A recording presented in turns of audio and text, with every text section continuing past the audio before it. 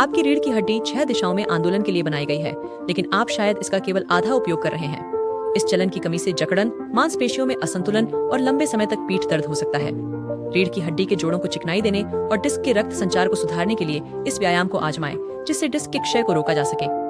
Sciatic नस आपके शरीर की सबसे लंबी और मोटी नस है। जब ये चिढ़ जाती है तो दर्द आपकी निचली पीठ से लेकर आपके पैरों तक जा सकता है। यदि आपको पैर में दर्द हो रहा है तो ये स्ट्रेच इसे कम करने में मदद कर सकता है। इस स्थिति को 30 सेकंड तक रखें, गहरी सांस लें और अपने नसों और मांसपेशियों को आराम दें।